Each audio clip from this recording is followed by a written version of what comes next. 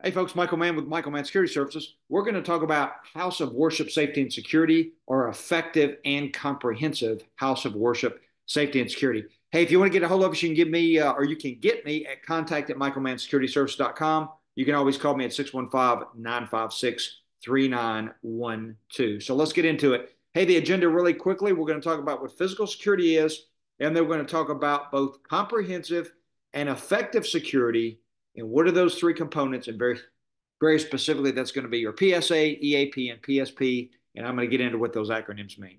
Okay, so what is physical security? Folks, physical security, house of worship, nuclear power plant, doesn't matter, high risk executive.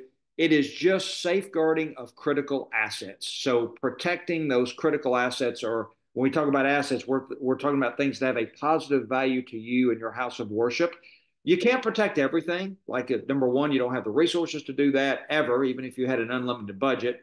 So what you do is you identify critical assets, and we talk about that in some of our other videos, very specifically, and start talking about security assessments. But those critical assets are those things where any kind of compromise, is going to create some sort of undesirable risk, and it can't be accepted, or unacceptable risk. And so because of that, those assets very specifically we must protect. And in the church, obviously, that's going to be the people, your congregants, your visitors, your staff members, etc.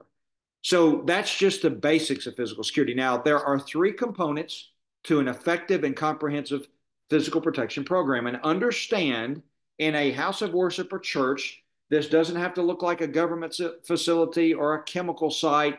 That's not what this looks like. I've got 20 plus years experience designing EAPs, PSPs, PSAs for those types of sites, but also about the same amount of time in developing these programs and plans for houses of worship, and they don't need to be as comprehensive as a government site. So your physical security assessment, your emergency action plan, and your physical security plans, when you do all three of these, or you implement the three of these, that creates this very comprehensive and effective program. So let's talk about those elements. Your PSA, or your physical security assessment, is nothing more than just a detailed analysis of, number one, what threatens your house of worship. Number two, what are the system weaknesses, or where are you vulnerable based on something normally you're not doing it? Are they observable, or are they exploitable vulnerabilities, or are they both? And then if the assessor is skilled, trained, and educated in security assessments, then that assessor should provide some sort of recommendations on how you firm up those vulnerabilities based on the threats that you have. That is a security assessment.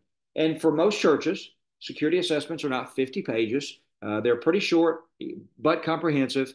And it's a roadmap for you and your house of worship from here going forward, unless the threat assessment changes, or unless the configuration of the physical security piece changes, which we're going to get into in your physical security plan, or PSP. So that is your assessment. So the cool thing about the assessment, if it's done correctly, not only does it identify your threats, your vulnerabilities, and the things that you need to do to firm up those vulnerabilities, but it also gives you a roadmap forward. So the assessor can step away from this, or let's say your security team lead is a volunteer and he steps away and somebody else comes back in. Anybody can pick this document up, and then they can work off of that document, and if they need to, enhance the current physical security plan based on the assessment. So that's the wonderful thing about a security assessment. The second element is your emergency action plan, or your EAP. And that is nothing more than a document that identifies the hazards that are most likely in your house of worship. And some of those elements are going to come from the physical security assessment, or the majority of them should. Okay. So this is going to cover all three threats, both your intentional, your unintentional, and your natural. So not only does it cover those threats, it's going to talk about how you respond to those threats. So, this could be some of your physical security procedures for your security team or ministry. And it's also going to talk about, or let you know, what the training requirements are for those hazards and those emergencies.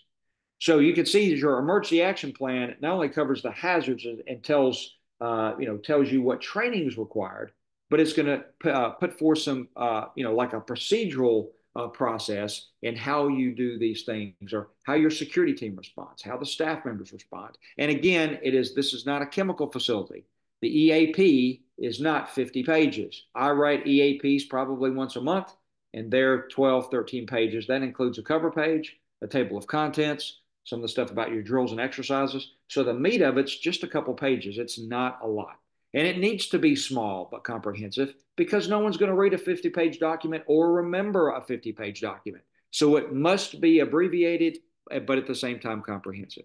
And of course, your physical security plan gets into things like how you detect, how you delay, how you respond to very specific physical security threats. It also talks about like what your security configuration is. Sometimes this is not written. Sometimes it's just procedures that you do every Sunday or every Wednesday. But I always suggest to houses of worship that they do, or that the assessor or the person that does this for you writes this down. So if your security team lead leaves or the manager leaves and someone else comes in, that document is there and you guys can follow that standard.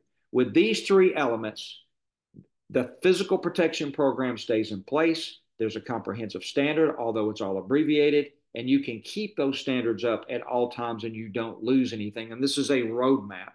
And any physical security professional, again, that's trained, that's certified, that's educated, and is worth their weight in gold can provide all three of these pretty quickly. And again, they're abbreviated but comprehensive. And so not only gives you a roadmap, but it gives you your standard, and you can follow this forever. Okay. Again, if you want to get a hold of us, you can always get us at contact@michaelmannsecurityservice.com, or you can call me at 615-956-3912. And remember, folks, it is about prevention, not response.